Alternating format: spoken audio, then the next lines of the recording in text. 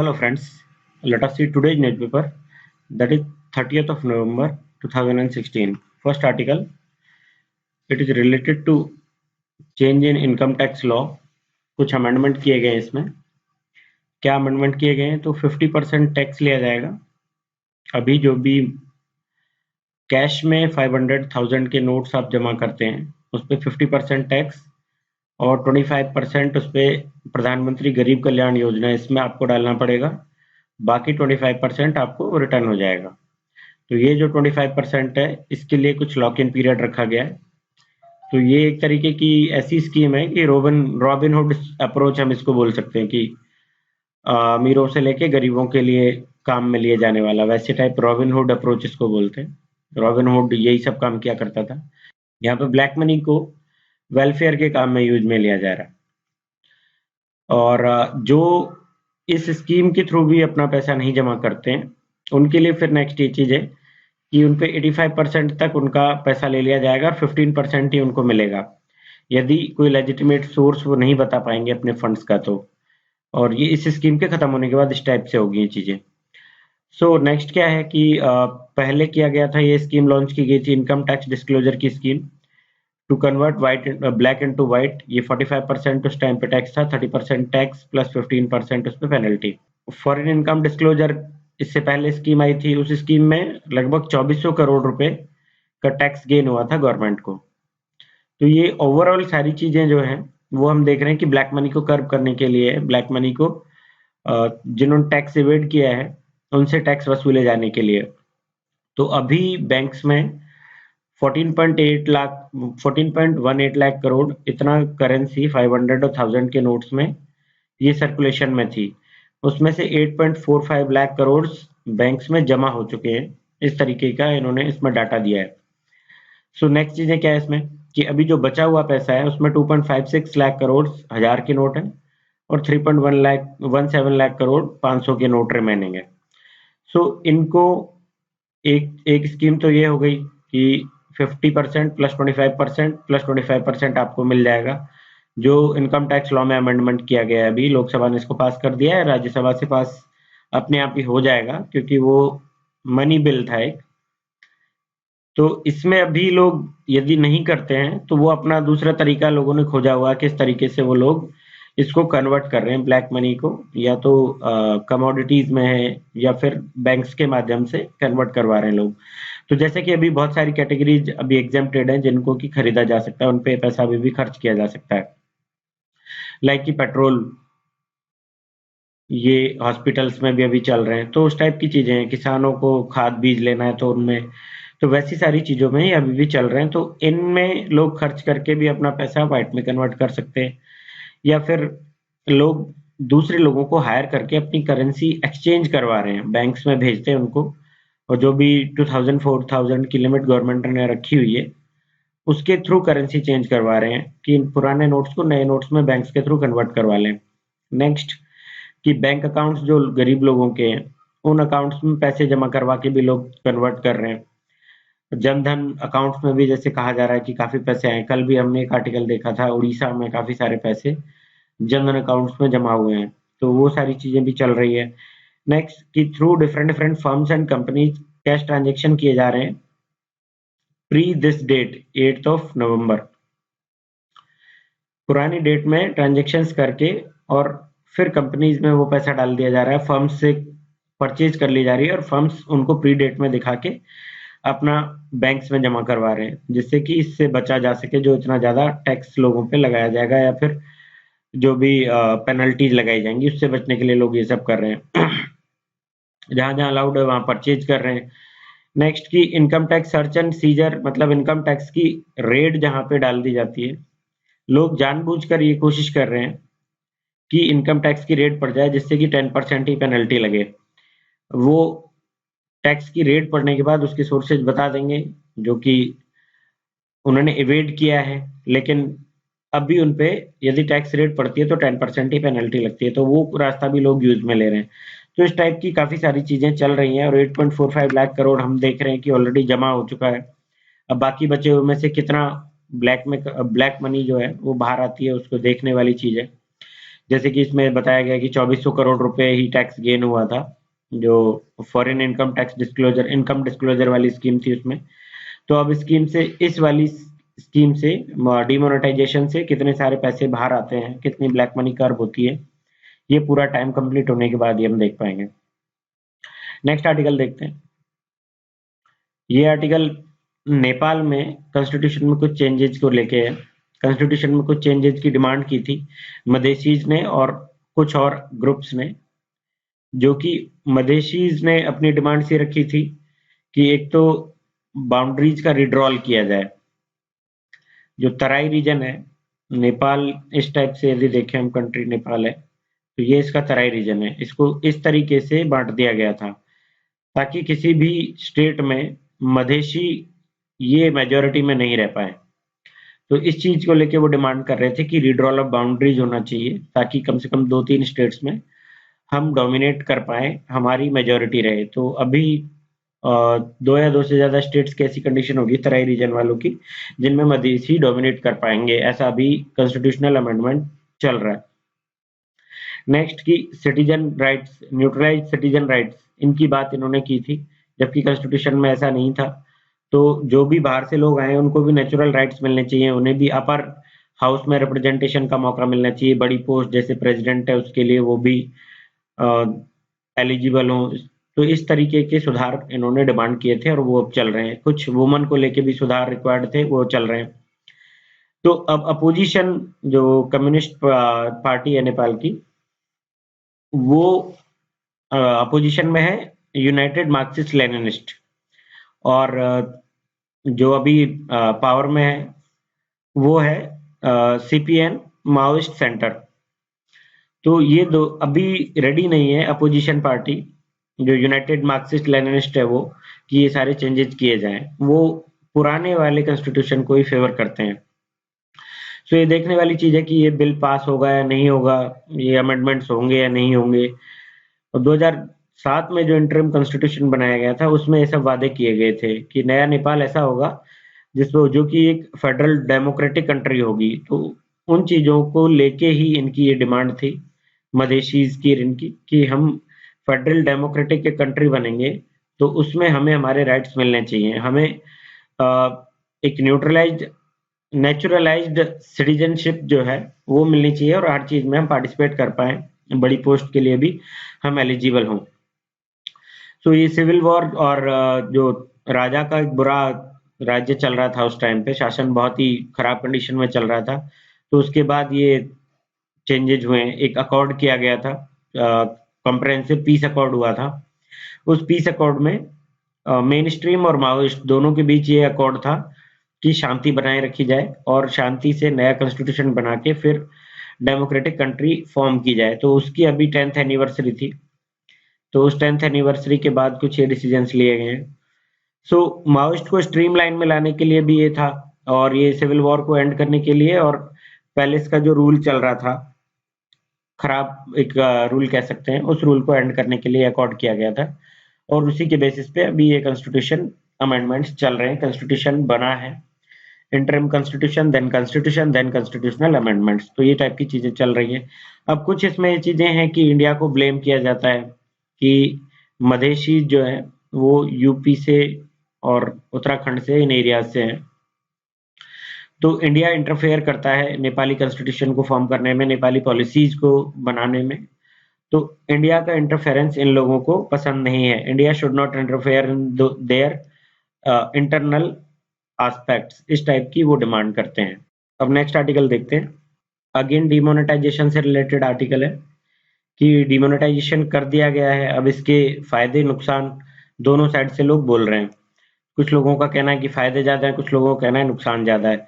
तो डिमोनेटाइजेशन कर देने के बाद से अब इसके क्या इफेक्ट्स पड़ेंगे इकोनॉमी पे, वो सारी चीजें इसमें दी गई हैं। फर्स्ट कि बहुत सारे लोग ये एक्सपेक्ट कर रहे हैं कि ग्रोथ रेट ये डाउन हो जाएगी। कुछ लोग कह रहे हैं कि बिलो 7% ही चली जाएगी, कुछ लोग कह रहे हैं कि उससे ज्यादा भी डाउन जा सकती है। नेक्स्ट की जो स्मॉल इंडस्ट्रीज हैं, चाहे वो मैन्युफैक्चरिंग इंडस्ट्री हो या स्मॉल बिजनेस है, जो ट्रेड हो, ट्रांसपोर्ट हो, एग्रीकल्चर हो, इन सभी में भी एक डाउनग्रेड देखने को मिलेगा। कैश नहीं है तो ये सभी अपना बिजनेस नहीं कर पा रहे हैं। नेक्स्ट कि इसके बेनिफिट्स क्या-क्या होंगे। शॉर्ट टर्म तो हम नुकसान देख ही रहे हैं। अब लोग कह रहे हैं कि इसके लॉन्ग टर्म बेनिफिट देखने को मिलेंगे। जो भी इसका सपोर्ट कर रहे हैं, उनका कहना है कि लॉन्ग टर्म में बेनिफिट्स देखने को मिलेंगे। भले ही शॉर्ट टर्म्स में अभी नुकसान हमें देखने को मिल रहे हैं, शॉर्टकमिंग्स हमें देखने को मिल रही हैं, जो भी डिसीजन लिए गए हैं उसमें। लेकिन अभी ये आगे चीज़ों को चेंज करेगा। कुछ चीज़ें फिर उन्होंने आगे बताई है कि बैंक्स में अभी पैसा आ गया है, दैट इज़ ओके, लेकिन बैंक से वो पैसा हाथों हाथ निकल भी जाएगा। बहुत ज़्यादा वो पैसा टिकने वाला नहीं है बैंक्स में। तो इससे अब बैंक्स की लैंडिंग रेट कम होनी चाहिए, यदि बैंक्स के पास पैसा काफ़ी ज़्यादा आ गया है तो। लेकिन लैंडिंग रेट कम होने के चांसेस इसलिए नहीं है क्योंकि एक तो पैसा वापस निकल जाएगा, जो भी लोग अपना पैसा जमा करवा रहे हैं, वो पैसा वापस निकल जाएगा। 4-5 महीने कम से कम रहे तब जाके लैंडिंग रेट्स कम हो सकते हैं। दूसरा, रिजर्व बैंक ने सीआरआर की इंक्रीमेंटल कैश रिजर्व रेशियो एक बना दिया है नवंबर 26 से। तो इसकी वजह से भी बैंक्स अपना जो लैंडिंग रेट है वो नहीं कम कर पाएंगे। वाई?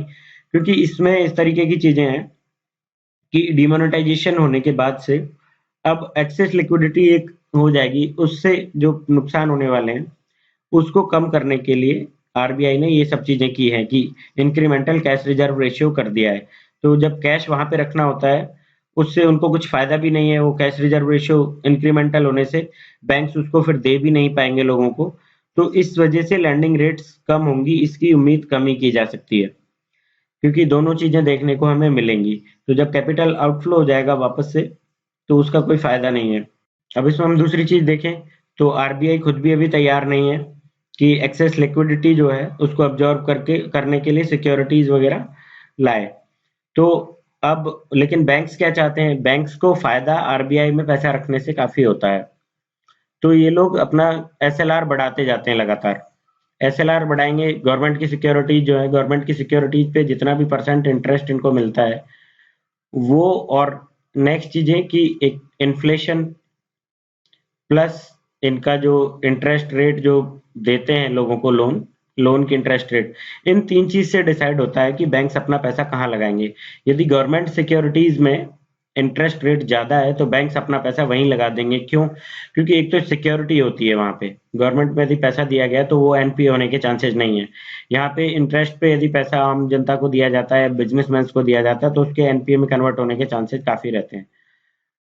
दूसरा कि लोग यदि इन्फ्लेशन इन्फ्लेशन ज़्यादा है तो लोग भी अपने बैंक अकाउंट में पैसा नहीं जमा करवाते हैं भाई।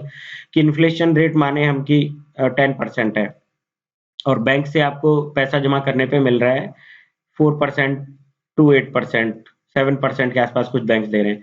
तो ये हम देखते हैं कि इन्फ्लेशन रेट ज़्यादा है और बैंक से इंटरेस्ट कम मिल रहा है, तो ओवरऑल लोगों को फायदा होने की बजाय नुकसान हो रहा है बैंक्स में पैसा जमा करवाने का। क्योंकि आपके पैसे की कीमत अगले साल, जैसे कि इन्फ्लेशन रेट ज़्यादा है, पैसे की कीमत इटसेल्फ घट जाएगी।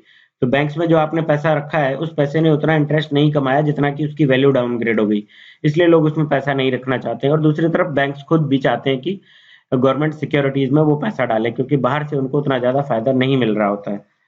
फिर नेक्स्ट चीज उन्होंने बोली है कि कैपिटल की क्या पोजीशन रहेगी, कैपिटल की पोजीशन और लैंडिंग की क्या कंडीशन रहेगी, वो देखते हैं हम। सो हम देखते हैं कि पीएस, हमारे जो पीएसबीज हैं, public sector banks, total banks का 70% असेट्स तो उन्हीं के पास है, बैंकिंग असेट्स का। और ये नहीं चाहते, ये या तो अनविलिंग है या फिर अनेबल है कि जो लोन ग्रोथ हो वो बहुत शार्प नहीं हो, ऐसा इनकी इच्छा है। ये शार्प लोन ग्रोथ के लिए अनविलिंग है। अब इनका क्या है इसमें कि एक तो कैपिटल का हिसाब किताब ऐसा होता है कि मिनिमम कैपिटल रिक्वायरमेंट होती है 9%। तो कुछ बैंक्स तो इसी पे ऑपरेट कर रहे हैं, और जो एवरेज कैपिटल थी पीएसबीज की कैपिटल रिक्वायरमेंट, वो 13% से के आसपास थी पहले, वो डाउन हुआ है धीरे धीरे करके पिछले सालों में। तो एवरेज 13% पे आ गया और कुछ 9% पे काम कर रहे हैं, तो इसलिए भी लोन का थोड़ा ग्रोथ ज्यादा होगा ऐसा हम नहीं मान सकते। नेक्स्ट की एनपीएस का डर बैंक्स को है ही, एनपीएस लगातार बढ़ा है और एनपीएस और बढ़ने के चांसेस बैंक्स को दिखते हैं यदि प्राइवेट को वो देते हैं तो। दूसरा, ये जो कैपिटल और एनपीए की प्रॉब्लम्स है, ये इनको फिक्स किया जाना जरूरी है। पहले इनको फिक्स किया जाए तभी जाके जो हम एक्सपेक्ट कर रहे हैं कि लैंडिंग रेट डाउन होगी, तो लैंडिंग रेट डाउन होने से तो बिजनेस में इन्वेस्टमेंट बढ़ेगा, इन्वेस्टमेंट बढ़ने से एम्प्लॉयमेंट बढ़ेगा, एम्प्लॉयमेंट बढ़ने से इनकम बढ़ेगी, लोगों की इनकम बढ़ने से फिर एक्सपेंडिचर बढ़ेगा, एक्सपेंडिचर बढ़ने से फिर इन्वेस्टमेंट बढ़ेगा। तो इस टाइप की चीजें जो होती हैं वो तभी पॉसिबल है जब लैंडिंग रेट रेट डाउन हो। लैंडिंग रेट डाउन कब होगी? जब कैपिटल और एनपीए की प्रॉब्लम्स फिक्स हो जाएं। तो और अभी हमने देखा है कि बैंक्स जो हैं रिस्क फ्री गवर्नमेंट सिक्योरिटीज में इन्वेस्ट करना ज्यादा पसंद करते हैं बजाय कि बाहर लोन देने के, क्योंकि एनपीए का उन्हें डर रहता है। फिर इन्होंने कुछ डाटा दिया है कि गवर्नमेंट सिक्योरिटीज में कितना क्या बढ़ा है, वो डाटा कुछ काम का नहीं है खास। नेक्स्ट फिर देखते हैं कि इंडियन सिक्योरिटीज और डॉलर सिक्योरिटीज जो है उसमें जो डिफरेंस है वो वाइडन होने से फॉरेन इन्वेस्टर्स बाहर निकल जाएंगे, वो एग्जिट कर जाएंगे। जो अभी हमने देखा कि पिछले कुछ टाइम से आउटफ्लो बढ़ा भी है, जैसे कि इन्होंने डाटा दिया 2015 एंड 16 में 4004 करोड़ इतना आउटफ्लो था, नेट आउटफ्लो एफपीआई का, फॉरेन पोर्टफोलियो इन्वेस्टर्स जो होते हैं उनका। तो और 2016-17 में देखने को मिल रहा है कि नवंबर 29 तक ही ये 12,842 करोड़ हो गया है। और इसमें भी ये देखने को मिला है कि 15 नवंबर के बाद लोग एफआईआई जो आउटफ्लो बढ़ा है, एफआईआई के नेट सेलर हो गए हैं लोग। मतलब कि फॉरेन पोर्टफोलियो इन्वेस्टर्स लोग जो है इन्वेस्टर्स सेल कर रहे हैं अपने अपने जो भी शेयर्स उन्होंने खरीदे हुए हैं उनको। तो ये डिमोनेटाइजेशन का इफेक्ट है। दूसरा हम देखें तो ट्रंप की गवर्नमेंट आने से और उनके जो वादे उन्होंने किए हैं, स्पेंडिंग के प्लान्स जो उन्होंने बनाए, टैक्स कट की उन्होंने बातें की है, तो उससे यूएस का फिस्कल डेफिसिट बढ़ेगा, इंटरेस्ट रेट्स भी बढ़ेंगे। तो उन सब चीजों के चक्कर में भी फिर यूएसए में जो डॉलर में इन्वेस्ट करने वाले लोग हैं वहां पे लोगों को इन्वेस्टमेंट करने का ज्यादा उनको बेनिफिट्स मिलेंगे, ज्यादा उनको मोटिवेशन मिलेगी। तो उससे भी इंडिया में एफआईआई डाउन होगा। तो ये सारी चीजें भी है। दूसरा यूएस फेडरल रिजर्व, ये भी दिसंबर में इसकी मीटिंग होने वाली है, दिसंबर में ये डिसाइड करेंगे। और इनका वो है कि नेक्स्ट मीटिंग में पॉलिसी रेट इंक्रीज करने का इनका अनाउंस करने, पॉलिसी रेट इंक्रीज का अनाउंस कर सकते हैं, तो उसका भी इफेक्ट पड़ेगा इंडिया पे। और हम जो है हमारी खुद की मीटिंग्स भी मॉनेटरी पॉलिसी के लिए मॉनेटरी कमेटी की मीटिंग होने वाली है। तो मीटिंग में क्या क्या चेंजेज होंगे, सीआरआर अनाउंसमेंट क्या होगा, फिर रेट्स जो है आरबीआई वो कितना परसेंट तक डाउन करेगा, 0.5% और 0.25%, तो इन सब चीजों पे भी डिपेंड करता है सारी चीजें। फिर नेक्स्ट हम देखें तो इसमें कि ब्लैक मनी में फिर इससे क्या नुकसान क्या फायदे हैं।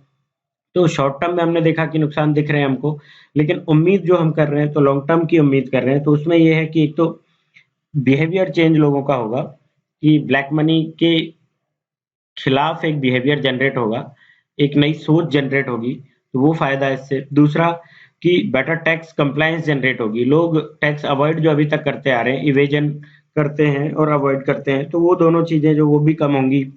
दूसरा कि टैक्स टू जीडीपी रेशियो हमारा ये भी बढ़ेगा। नेक्स्ट कि कैश का जो ट्रांजेक्शन्स में वो कम होगा, तो ब्लैक मनी अपने आप ही थोड़ा कर्व होने लगेगी, प्लास्टिक मनी यूज में आने लगेगी। तो ये सारे फायदे भी उससे होंगे। फिर नेक्स्ट चीज ये है कि सिर्फ कैश में ब्लैक मनी नहीं है, हम ये भी जानते हैं। तो ब्लैक मनी और फॉर्म्स में जो है, लाइक कि real estate, gold, holdings abroad जो बाहर इन्होंने होल्डिंग्स कर रखी हैं वो, दूसरा कि पॉलिटिकल पार्टीज को डोनेशन जो होता है, तो ये सारी चीजें हैं। इनमें भी इम्प्रूवमेंट करने की जरूरत है, इन पे भी जो इनमें ब्लैक मनी है उसको कर्व करने की जरूरत है। तो और और सुधार किए जाने की जरूरत है, तभी जाके प्रॉपर तरीके से लॉ एनफोर्समेंट और जुडिशियल सिस्टम काम करेगा और टैक्स में सिग्निफिकेंट इम्प्रूवमेंट होंगे टैक्स स्ट्रक्चर में, तब जाके हम इस चीज को रोक पाएंगे। तो शॉर्ट टर्म कॉस्ट जो भी हो इसके डिमोनेटाइजेशन के, लेकिन लॉन्ग टर्म में इनका फायदा उठा पाए हम, तो इसके लिए ये सारी चीजें करना जरूरी है। इस टाइप से आर्टिकल है। तो नेक्स्ट आर्टिकल देखते हैं। ये Mosul, the long road to Mosul, Mosul Iraq, ये भी इस पे भी हम बहुत डिस्कस कर चुके हैं। आईएसआईएस को वहां से उखाड़ फेंकने के लिए मिलके इराक, ईरान और यूएसए, इन तीनों ने काम किया है, प्लस वहाँ की जो और ऑर्गेनाइजेशंस हैं वो भी मिलके काम कर रही हैं। तो ये भी हम ऑलरेडी देख चुके हैं काफी ज्यादा, इसको भी ऐसे कोई डायरेक्ट क्वेश्चन बनने वाला नहीं है, तो इसको बहुत पढ़ने की जरूरत नहीं है। तो नेक्स्ट आर्टिकल देखते हैं। ये आर्टिकल दो चीजों को एक साथ कोरिलेट कर रहा है। फर्स्ट तो कि हमने डिमोनेटाइजेशन किया है, तो डिमोनेटाइजेशन का हमारा उद्देश्य क्या है? Cashless economy. दूसरा कि अभी जो साइबर सिक्योरिटी की हम बात करें तो हमारा डाटाबेस कितना सिक्योर है इसकी कोई गारंटी नहीं है। अभी कुछ दिन पहले ये हुआ था कि काफ़ी सारे बैंक्स के एटीएम्स, जैसे हिटाची के एटीएम्स थे, तो इन एटीएम्स में मालवेयर था, वायरस इन्फेक्टेड थे। तो इससे लोगों के लॉगिन डिटेल्स हैकर्स ने चुराए। दैट मीन्स कि our banking system it is not secure.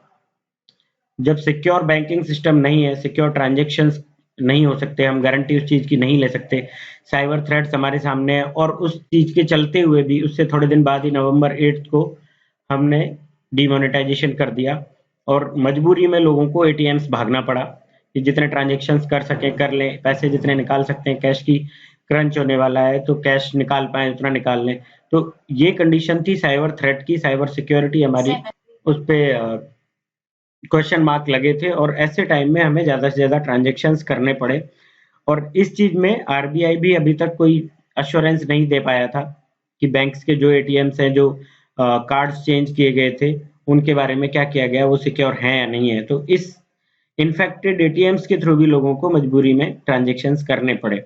कुछ डाटा इन्होंने दिया है कि जैसे पेटीएम पेटीएम की ट्रांजैक्शंस में 200% का इंक्रीज देखने को मिला है।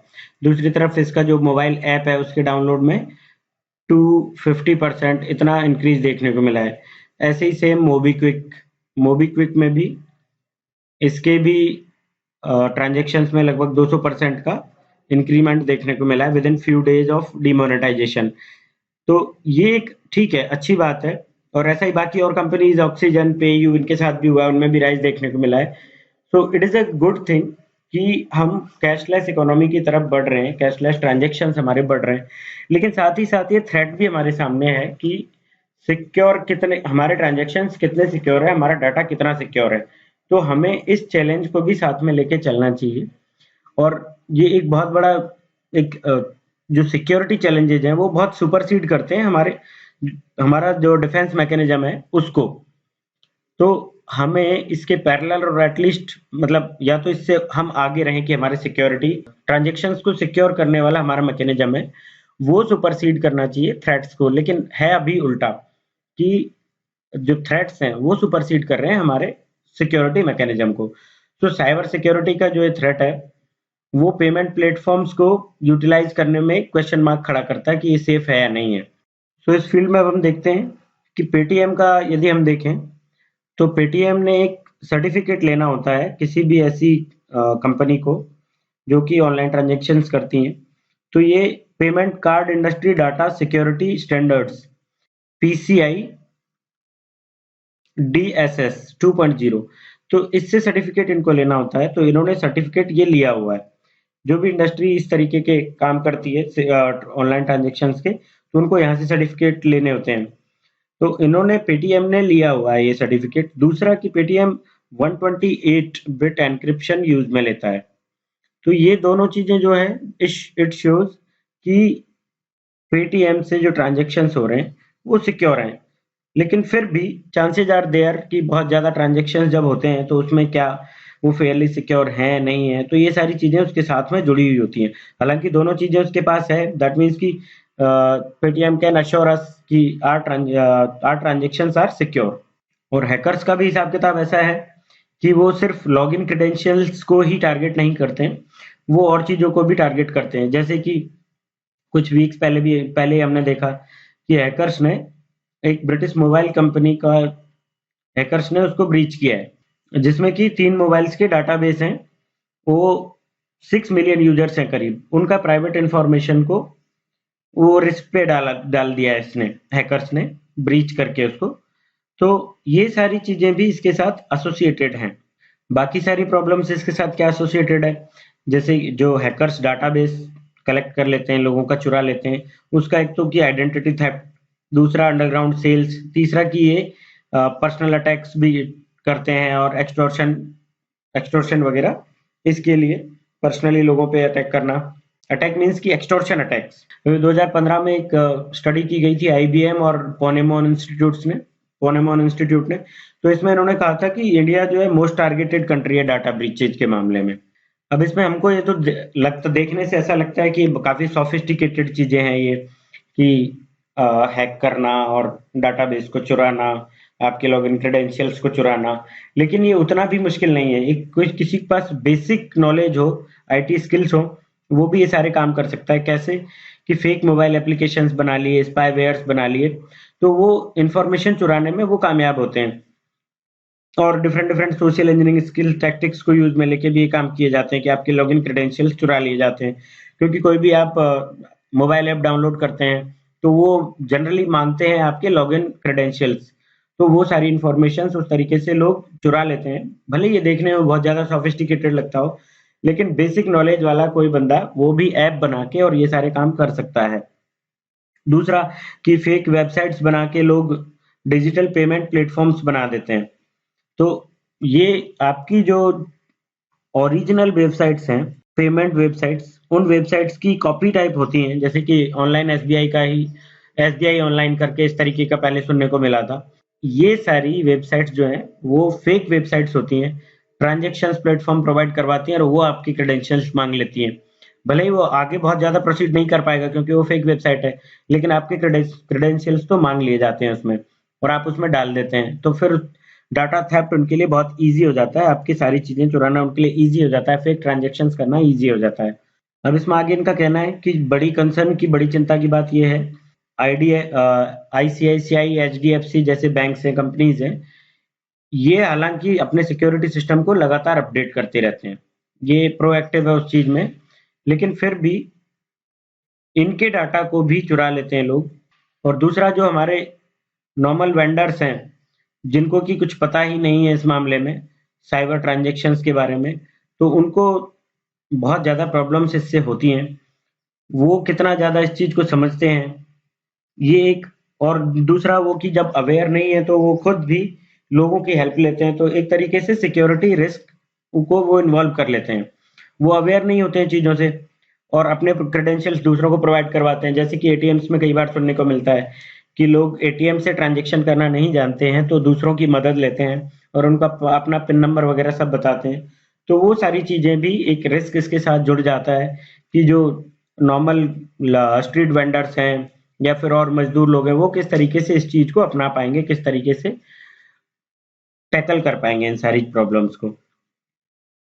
तो सुनाओ, ये हमारी अब कलेक्टिव कलेक्टिव रिस्पॉन्सिबिलिटी बनती है कि कंपनीज, कस्टमर, गवर्नमेंट, ये सभी मिलके एक साथ काम करें और साइबर अटैक्स को मिनिमाइज करने में, मिटिगेट करने में और इसके डैमेजेस को कम करने में हमें साथ में काम करना पड़ेगा। अब इसमें फर्स्ट तो ये है कि सभी कंपनी जो ऐसे प्लेटफॉर्म प्रोवाइड करवाती हैं, ऐसी सर्विसेज प्रोवाइड करवाती हैं, तो उनको अवेयरनेस लोगों में फैलानी पड़ेगी। कस्टमर्स को रिस्क के बारे में बताना पड़ेगा, उनको एजुकेट करना पड़ेगा कि वो अपने आप को सिक्योर कर पाएँ। फिर कि they must employ behaviour analytics और पैटर्न एनालिटिक्स, कि जो भी उससे फ्रॉड्स होते हैं उनको प्रिवेंट किया जा सके। तो इस चीज़ के लिए भी उन्हें काम करना पड़ेगा। सस्पिशियस बिहेवियर्स को एक एनालाइज़ करके और उनको भी कम करना, रिस्क कम करना पड़ेगा उनको, साथ उनको कर्ब करके। और उनको प्रोएक्टिव रहना पड़ेगा कि कोई भी फेक एप्लीकेशंस और वेबसाइट्स तो उनकी जैसी नहीं बन रही हैं, उनको मॉनिटर करना पड़ेगा। डिस्कशन बोर्ड्स को, सोशल मीडिया प्लेटफॉर्म्स को, फोरम्स को, जो कि हैकिंग डिस्कस करते हैं, फ्रॉड टैक्टिक्स को जहाँ पे डिस्कस किया जाता है, और उनको रोकने के लिए उनको सिक्योरिटी मेजर्स लेने पड़ेंगे। नेक्स्ट, कि government should check current policy जो कि इन प्लेटफॉर्म्स को रेगुलेट करती है, वो एडेक्वेट हैं, अपडेट हैं या नहीं है, और उनको रेगुलरली अपडेट करना जरूरी है। और लोगों को लगातार एजुकेट करना और जो भी रिस्क इन्वॉल्व है उनको बताना, स्ट्रिक्ट पॉलिसीज लाना, ये जरूरी है। उनको एनफोर्स स्ट्रिक्टली किया जाना, ये जरूरी है। नेक्स्ट इसमें कि कस्टमर शुड एजुकेट देमसेल्फ, कि जो रिस्क इन्वॉल्व है उनके लिए, उनके अगेंस्ट प्रिकॉशंस लेके चलें। उनको खुद को वल्नरेबिलिटी मिनिमाइज करना जरूरी है, उनको आना चाहिए ये चीजें। एक तो कि ऑथेंटिकेशन और password change, frequent password change, ये उनका अपना तरीका हो सकता है चीज़ों को प्रिकॉशंस लेने का। तो ये सारी चीज़ें हमें साथ में, सभी को मिलके साथ में करना पड़ेगा, तभी जाके ये चीज़ें पॉसिबल हो पाएंगी। और हमारे पीएम मोदी ने लोगों से कहा भी है कि हम डिजिटल कैशलेस वर्ल्ड बनाना चाहते हैं। डिजिटाइजेशन करना चाहते हैं इकोनॉमी का। सो कैशलेस हमें होने के लिए जो हमारे सिक्योरिटी मेजर्स हैं डिजिटल पेमेंट्स के, उन पे आंख मूंद के भरोसा ना करते हुए सबको एक साथ मिलकर काम करते हुए चलना पड़ेगा। ये हमारी कलेक्टिव रेस्पॉन्सिबिलिटी है to build a safe and secure digital infrastructure. तो नेक्स्ट आर्टिकल देखते हैं। ये डिमोनेटाइजेशन के बाद फिच ने बोला है कि हमारी जो ग्रोथ रेट है, जीडीपी ग्रोथ रेट, इसकी फोरकास्ट 6.9% कर दी है इन्होंने। तो डिमोनेटाइजेशन के इफेक्ट्स चौतरफा हमको देखने को मिल रहे हैं। कई सारी इंडस्ट्रीज भी क्लोज डाउन हो रही हैं, जैसे ब्रास इंडस्ट्री हमने देखा था मुरादाबाद की, और मेरठ की भी कई इंडस्ट्रीज हैं। बाकी फार्मर्स को भी अपने जो कमोडिटीज हैं उनके प्राइसेस कम मिल रहे हैं। तो ऐसी सारी चीजों की वजह से जीडीपी फोरकास्ट लोअर की है इन लोगों ने। नेक्स्ट आर्टिकल,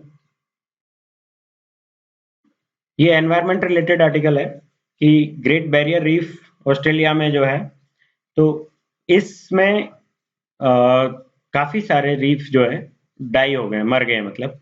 तो इसका क्यों होता है ऐसा? ये होता है कि एनवायरनमेंट में जब जब ग्लोबल वार्मिंग का इफेक्ट देखने को मिलता है, ग्लोबल वार्मिंग की वजह से ये कोरल रीफ्स ये मर जाते हैं। ये ब्लीचिंग ऑफ बोलते हैं इसको, ब्लीचिंग ऑफ कोरल्स। तो उसमें ग्लोबल वार्मिंग की वजह से, वो टेम्परेचर को नहीं सहन कर पाने की वजह से, उसका एडेप्टेशन नहीं होने की वजह से ये मर जाते हैं। तो ये बार बार देखने को मिलता है डिफरेंट डिफरेंट टाइम्स पे, और इसका बहुत ज़्यादा नेगेटिव इफेक्ट बाकी चीज़ों पे भी होता है, क्योंकि ये जिस एरिया में कोरल रीफ्स होते हैं वहाँ पे वो एक तो वाटर को क्लीन करते हैं, और दूसरे और फूड अवेलेबल करवाना, और ऐसे एक फूड चेन इससे टोटल डिस्टर्ब होती है। ओशियन की फूड चेन डिस्टर्ब होती है। तो फूड चेन डिस्टर्ब होने से बाकी सारे जो भी समुद्री जानवर हैं वो भी मरते हैं। तो उनके मरने से पूरा एक इकोसिस्टम डिस्टर्ब हो जाता है। तो इसलिए ये कई बार प्रीलिम्स में एक दो बार पूछा भी जा चुका है। सो नेक्स्ट आर्टिकल देखते हैं। ओके फ्रेंड्स, आज के लिए इतने इंपॉर्टेंट आर्टिकल्स हैं। Thank you very much.